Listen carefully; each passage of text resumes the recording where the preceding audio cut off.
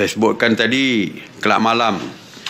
Ada 37 kes yang melibatkan pub dan kelab malam. Suka saya nyatakan bahawa kelab malam dan pusat hiburan masih dalam senarai aktiviti dilarang ataupun negative list. Sehubungan dengan itu, kerajaan melalui Kementerian Perumahan dan Kerajaan Tempatan KPKT dan pihak berkuasa tempatan diarahkan untuk meningkatkan pemantauan dan penguatkuasaan ke atas kelab-kelab malam dan pusat hiburan yang beroperasi semasa tempoh PKPP ini. Ini termasuk tindakan menggantung lesen perniagaan mereka. Task Force Operasi Pemantauan PKPP akan mempertingkatkan pemeriksaan serta mengambil tindakan ke atas pemilik premis dan orang awam yang tidak mematuhi SOP PKPP yang dikenakan. Kita juga mendapat laporan bahawa restoran-restoran juga banyak melakukan kesalahan dan melanggar arahan PKPP. Penjarakan sosial di dalam restoran merupakan isu utama yang dilaporkan oleh pihak PDRM dan juga Task Force Operasi Pemantauan. Jadi kita mengharapkan supaya pemilik restoran ambil perhatian bahawa jika tidak mahu dikenakan tindakan, sila patuhi setiap SOP yang diperkenalkan oleh kerajaan. Dan kerajaan juga berharap supaya orang ramai menjadi mata dan telinga bagi pihak berkuasa untuk melaporkan apa-apa tindakan yang melanggar SOP. Mengenai operasi kawalan sempadan negara, operasi benteng yang melibatkan PDRM, Angkatan Tentera Malaysia, Agensi Penguatkuasaan Maritim Malaysia dan Agensi Keselamatan Sempadan Malaysia masih mengawal ketat sempadan negara secara bersepadu bagi mengekang kemasukan parti. Semalam, PDRM telah membuat 65 sekatan jalan raya Ops Benteng dan memeriksa 35,219 kenderaan bagi mengekang kemasukan parti, terutamanya melalui lorong-lorong tikus. PDRM telah berjaya menahan 14 warga negara asing di sekatan jalan raya Ops Benteng di atas kesalahan immigration. Seperti yang saya tegaskan sejak kali saya membuat PC ini, bahawa kerajaan akan mengambil tindakan tegas terhadap mana-mana pihak yang cuba memasuki sempadan negara secara haram dan juga terhadap mereka yang bersekongkol dengan kegiatan penyeludupan parti ini. Mengenai Ops Sanitasi Awam di bawah kawal selia KPKT, sejak 30 Mac 2020, KPKT telah melakukan 9,300 KPKT telah melakukan sebanyak 9,316 operasi yang merangkumi 134 zon. Semalam, sebanyak 15 operasi sanitasi yang meliputi 12 zon di 5 buah negeri, termasuk 8 operasi di Sabah, 3 operasi di Selangor dan 2 operasi di Melaka. Ops sanitasi ini melibatkan 41 anggota Jambatan Bomba dan Penyelamat serta 124 anggota pihak berkuasa tempatan ataupun PBT dan agensi-agensi lain. 9 jentera Jambatan Bomba dan Penyelamat turut digunakan di dalam proses sanitasi ini. Mengenai kuarantin wajib, dari 10 Jun hingga 20 Julai 2020, seramai 22,480 rakyat kita telah pulang ke tanah air melalui pintu masuk lapangan terbang KLIA.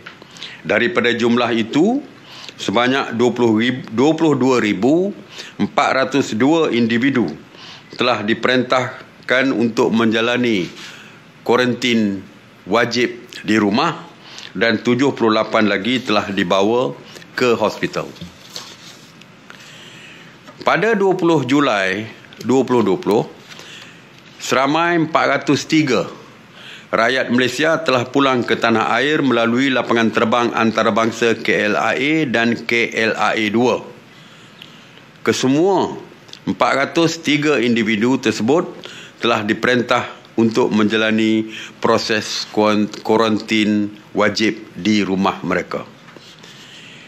Kebelakangan ini, penularan jangkitan COVID-19 menunjukkan tren peningkatan secara mendadak di peringkat global.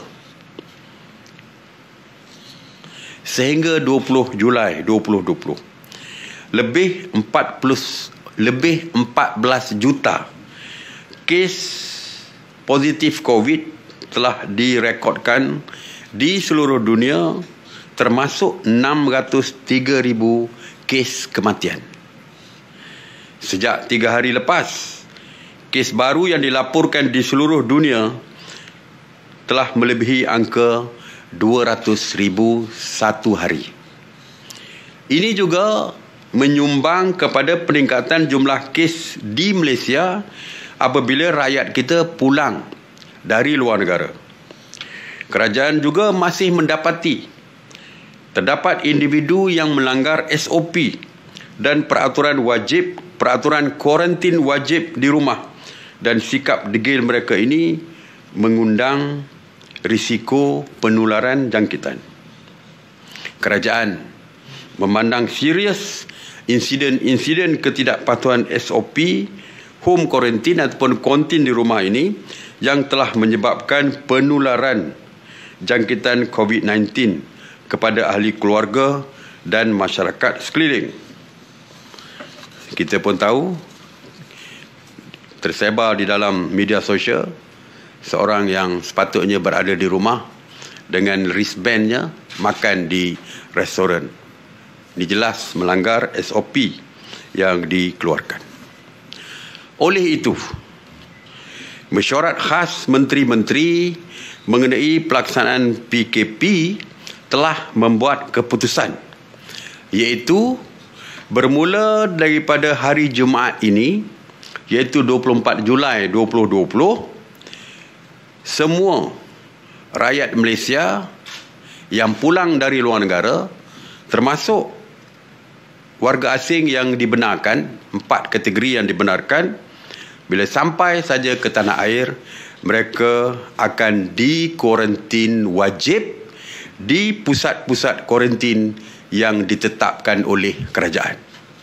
Mulai hari Jumaat ini, tidak ada lagi kuarantin wajib di rumah ataupun home quarantine, tetapi di pusat-pusat kuarantin wajib seperti yang kita laksanakan sebelum PKP dulu.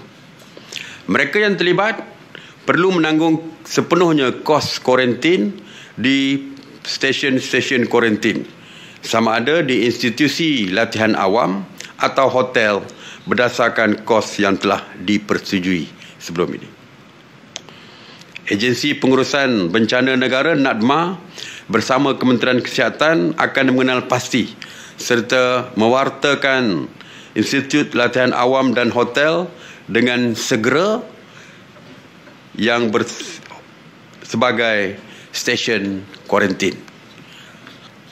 Susulan keputusan ini, warga asing atau rakyat Malaysia yang ingin pulang ke Malaysia tidak lagi perlu mengadakan swab test di negara asal sebelum datang ataupun pulang ke tanah air, kerana automatik mereka akan dikuarantin secara wajib di pusat-pusat kuarantin. Mengenai pelancongan kesihatan, mesyuarat khas pada dasarnya bersetuju supaya pelancong kesihatan dari negara kategori hijau, iaitu Brunei, Singapura, Korea Selatan, Jepun, Australia dan New Zealand, dibenarkan memasuki Malaysia menggunakan pesawat komersial bagi mendapatkan rawatan di Malaysia. Dari segi SOP-nya sama dengan yang datang melalui penerbangan yang disewa khas, iaitu bila sampai saja di KLIA, mereka akan diambil di pintu pesawat, dibawa terus ke hospital daripada airport terus dibawa ke hospital yang berkaitan. Walau bagaimanapun, ianya adalah masih juga tertakluk kepada perbincangan dan persetujuan daripada negara-negara yang terbabit. Kementerian Luar diminta untuk berunding dengan negara-negara yang terbabit, dan jika dibenarkan oleh negara terbabit, barulah kita membenarkan kemasukan mereka. Walaupun mereka perlu menjalani ujian saringan COVID-19 sebelum berlepas dan sejurus tiba di lapangan terbang dan akan terus dibawa ke hospital seperti yang saya sebutkan tadi.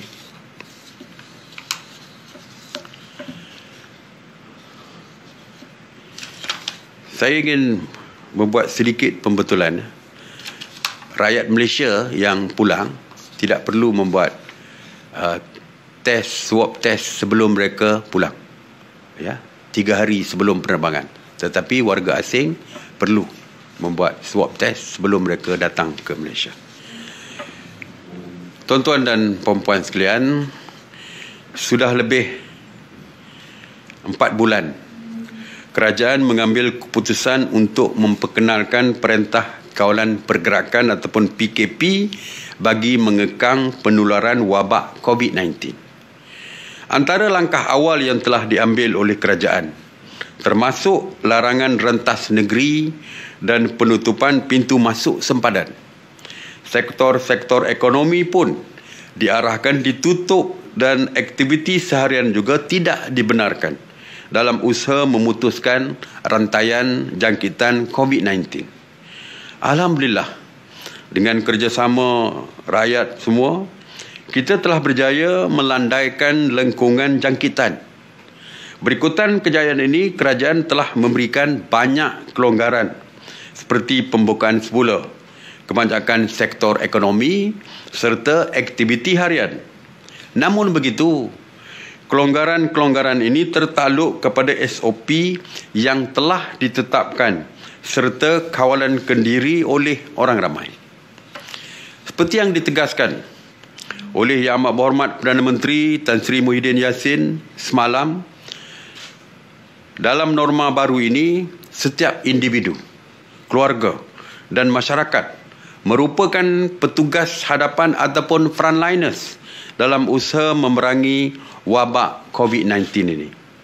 Ketua-ketua masyarakat seperti ketua kampung, tuan rumah dan juga imam-imam serta pemimpin agama perlu memainkan peranan bagi mengingatkan ahli masyarakat mereka untuk memastikan kawalan kendiri dan penjarakan sosial sentiasa diamalkan.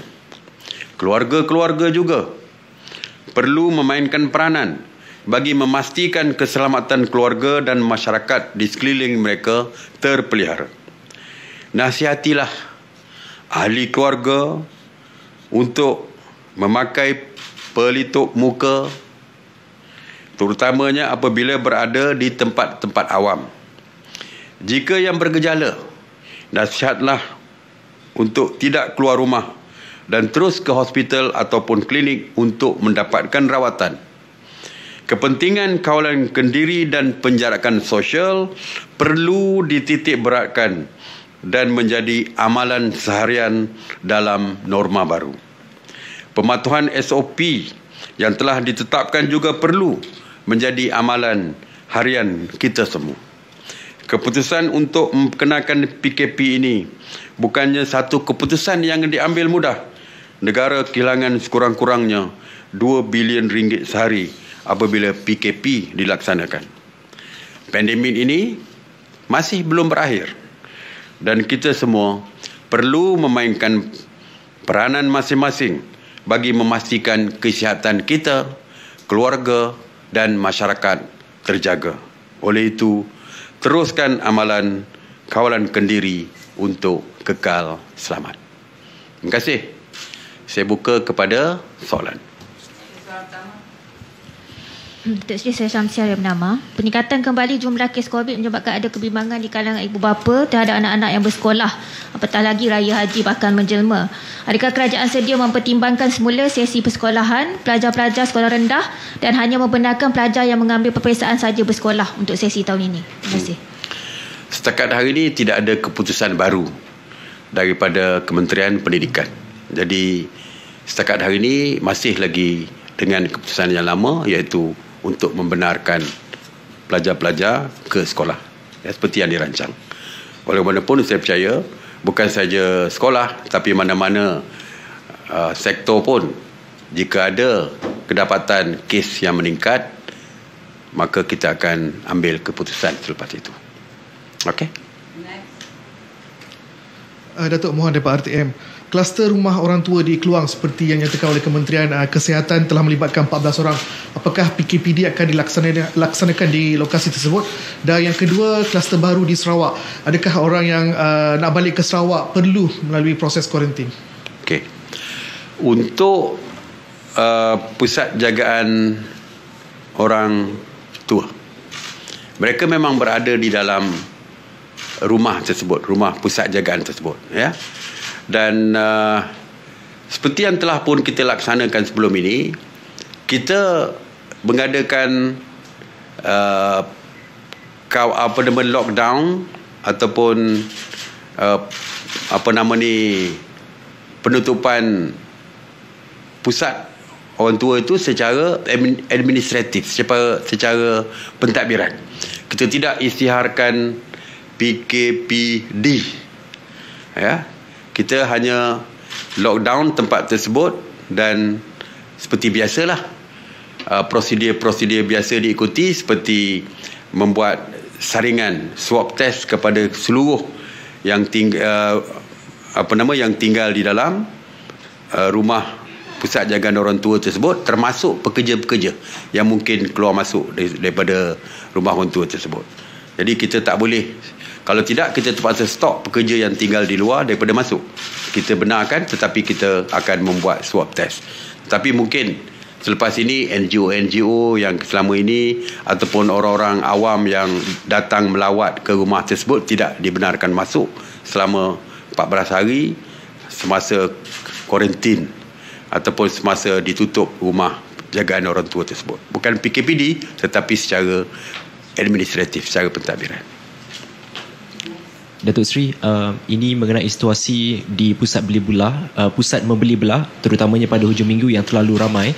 Jadi adakah kerajaan bersedia untuk mengarahkan pemilik pusat beli belah menghadkan jumlah pengunjung, termasuk menggunakan sistem numbering misalnya? Terima kasih.